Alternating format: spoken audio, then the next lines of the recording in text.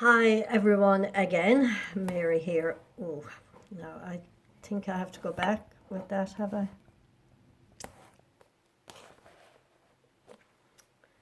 Anyway, that will do. I'm here again with extra information. Like we know a certain amount of it already, um, but the penny dropped yesterday. I was about the German messages. I was awake during the night and I just wanted to get up and make the video. I said, don't let me forget all I have to say. And if I suppose if I was in a house on my own, I probably would have gotten up and made the video. Anyway, first message is Spirit is always working with us. We are always receiving messages. Awareness is key. And sometimes, or a lot of the time, we process backwards. So something came to me last night about my Texas trip. And it's funny.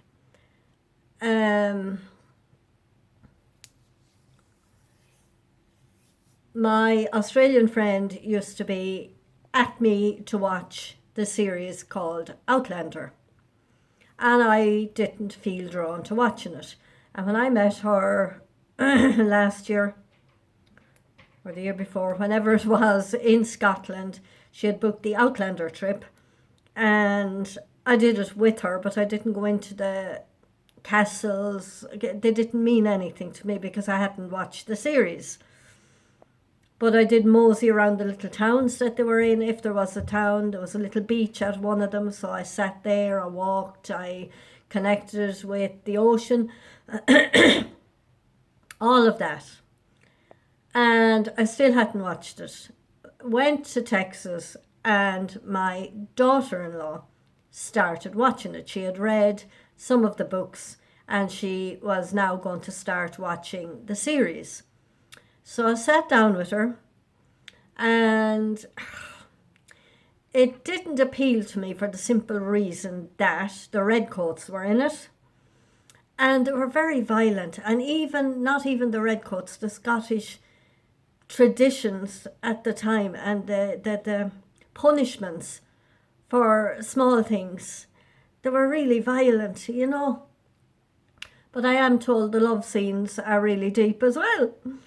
But last night or during yesterday evening, it dawned on me, you're showing me parallel lives. You're giving me an insight or a little more learning on parallel lives. In Outlander, for anybody who doesn't know, it's a series on Netflix. I think they're starting series 5 now, so there's four to look back on if you're interested.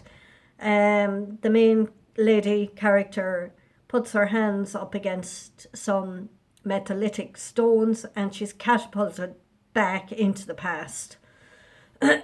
So she came from the 1900s back to the 1700s. So she brought her knowledge with her. She brought the history between the 1700s and the 1900s with her. She brought the knowledge, she brought the news. She was a nurse. She brought the extra ways of healing and combined them with the past ways.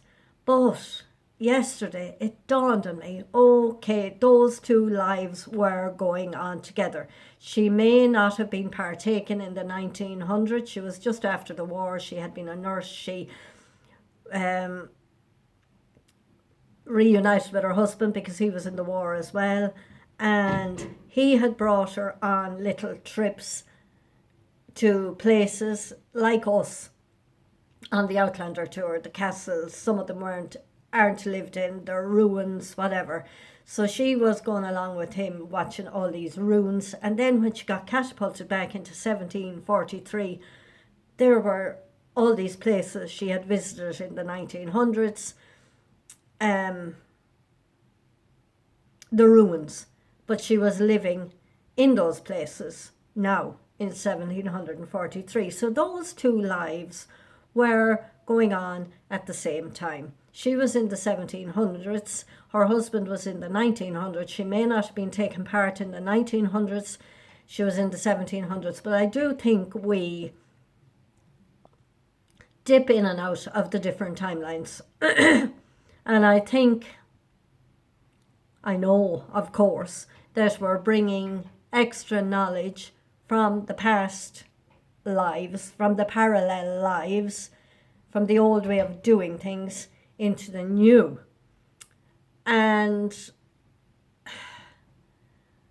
like, I would have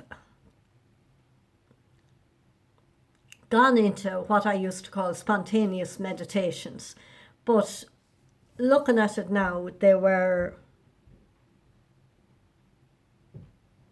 I think they were jumping into parallel lives.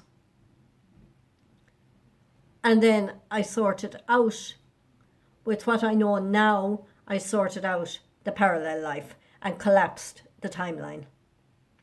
So my history with the Germans in parallel lives was that I was gassed. The only reason I would know this would be that in this life, when we finally had a shower in our house, I could not let the water flow down over my head and my face. I'd go like that. Now, I was the same. I don't swim. I'm the same in the water. I would have had parallel lives where I was thrown in the water and drowned angrily. And I would have learned that through anger that was thrown at me in this life. And I could see how we transmuted the old and brought new energy into the relationship. Plus, I had some past life readings, which gave me insight as well, gave me the first step on the ladder of understanding, we'll say. Also, when I watched the World War II or World War I films, I would have to leave the room. When I would see a soldier looking at a woman, I would nearly vomit. I never did at the time, but I did in Texas this time at the little Airbnb called Last Stand. But I knew what that soldier was going to do to that woman. And now that, you see, we're working on so many things together. That would have been an ancestral happening in my ancestors as well, linked into the mother and baby's homes. But what happened at home in the house before this baby was conceived would have been the rape. So I was carrying that from that side as well. And it's all learning. These are all experiences, and we came here to learn, we came here to experience, we came here to transmute. We had that card, and we came here to evolve and grow and experience, basically. And lots of the channelers say time is not linear, everything is happening at the same time. So I kind of have a new understanding of that now.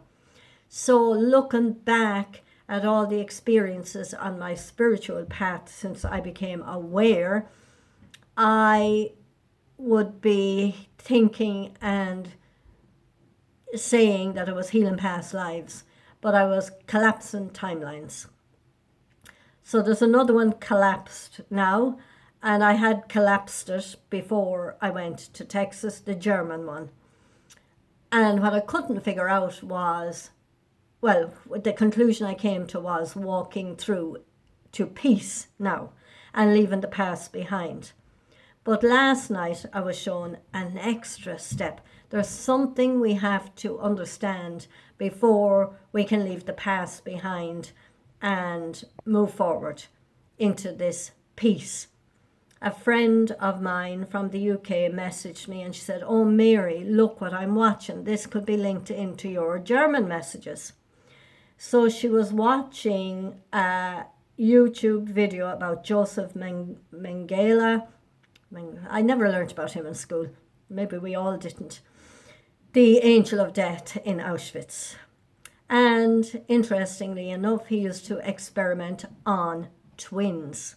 Real twins, brothers, sisters, sister, brother, experimental physically on twins.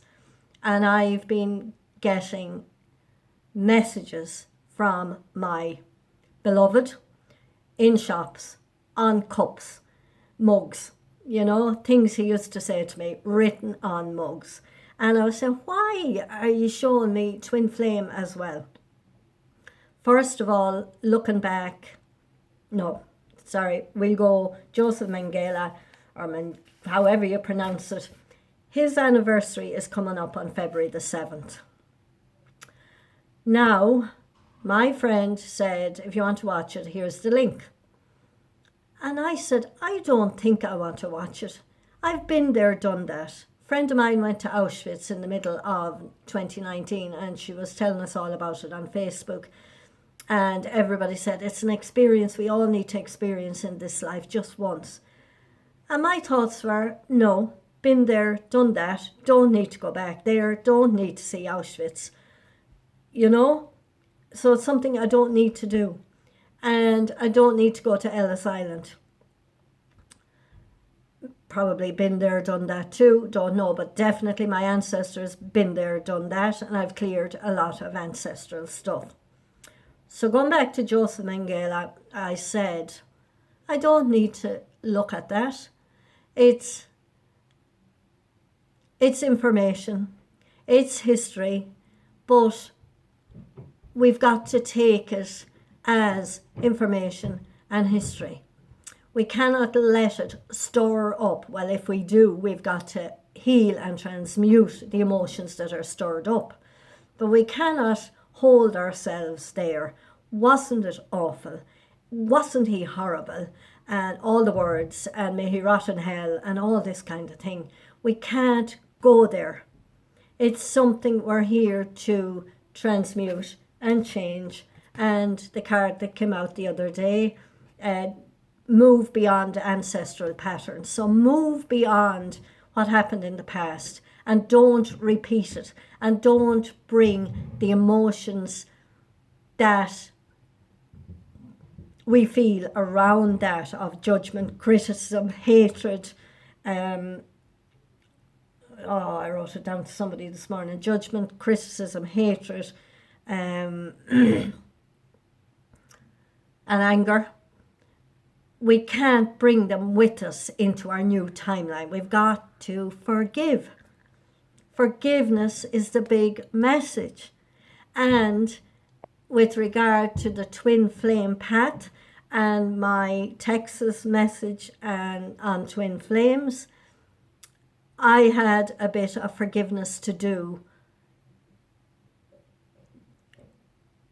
on the path, or on the journey, or about the journey, and about where it led or it didn't lead.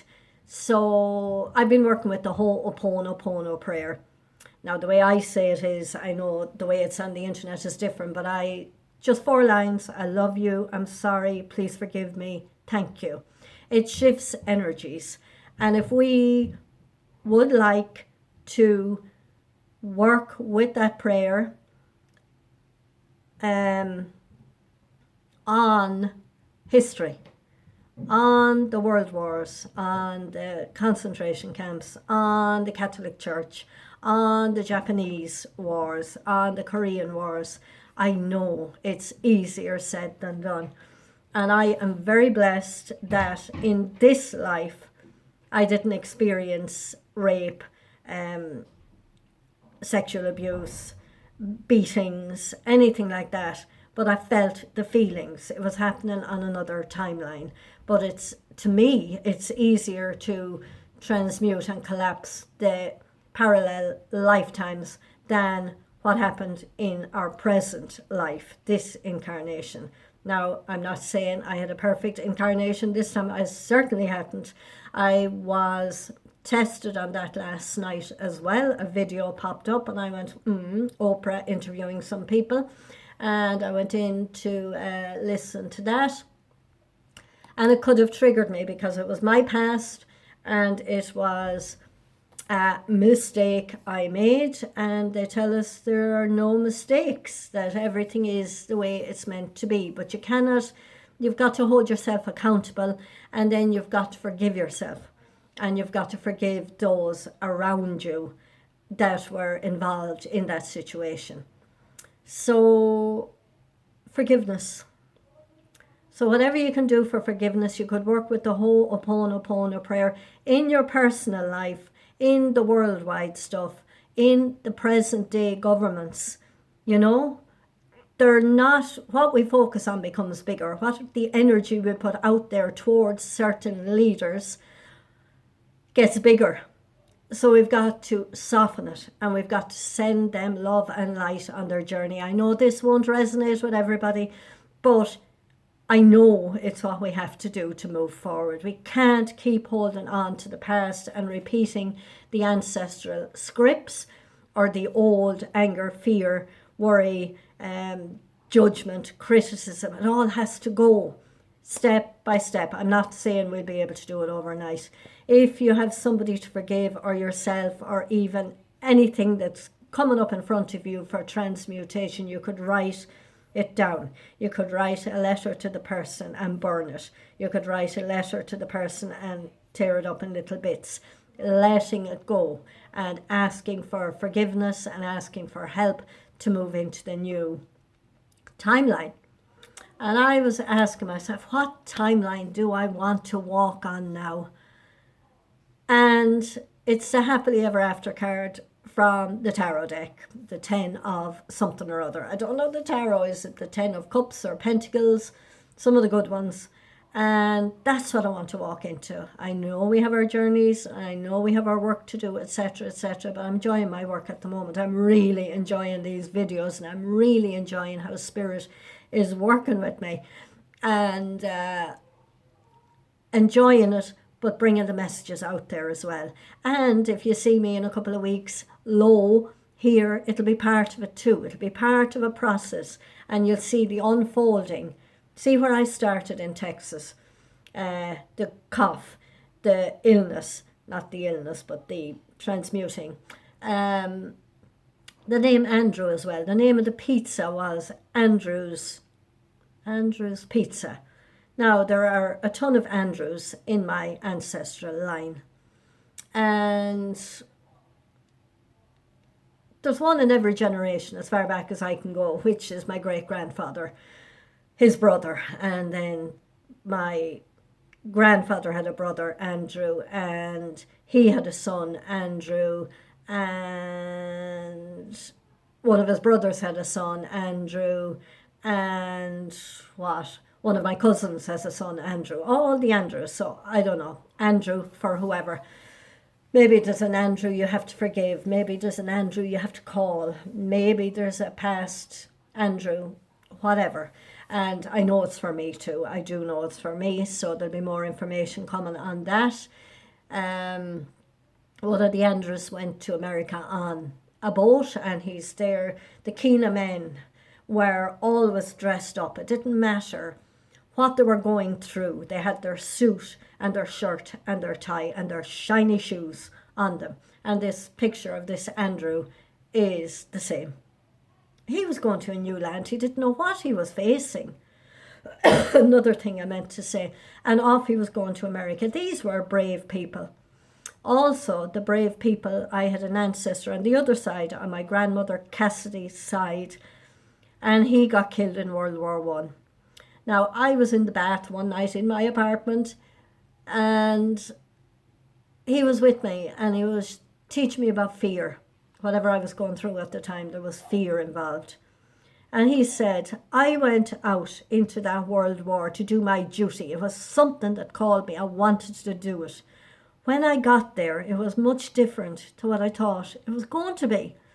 I had two choices. sit in those bunkers, shiver, get sick, worry, fear, and be paralyzed. Or run out onto that battlefield and do what I came here to do. You know, so messages for all of us there. Feel the fear and do it anyway. Break through fear, let go of criticism, bring in forgiveness, and walk towards the path of peace and teach others the path of peace and emanate peace and love and joy and happiness. I think that's it. Remember Joseph Mengele, however you pronounce him, February the 7th. No coincidences. He died in 1979. Even then, he wasn't authentic. He was buried under another name. He had himself registered under another name, whatever. Love and light and forgiveness. Maybe he's looking for forgiveness still. Maybe he's still on that journey. 1979. I was 20 in May 79. Hitler died on the 30th of April 1945. Now all these other, what country are you in? My Australian friend, of course, pointed this out, an Aboriginal. What is the past history there? What are the past mistakes and patterns that have to be transmuted there? And what have the fires in Australia got to do with it all? So look at the country you're living in. Look at the countries you've visited. What is the history and what do you have to learn and what do you need to not do again? And why were you there in the first place? And be thankful for the journey. And be thankful, going back to twin flames, be grateful to your twin flame for walking in and waking you up and the journey that they had with you or without you. And forgiveness is key along that journey too. From now on, I will be calling them divine partners or beloveds. Okay? So I don't know where I'll be going from here, but I do have a reading to do for a lady today. So I'll get on with that and upload this video and talk to you later. And that's, the penny has dropped on the German stuff. So love and light, talk to you soon and take care.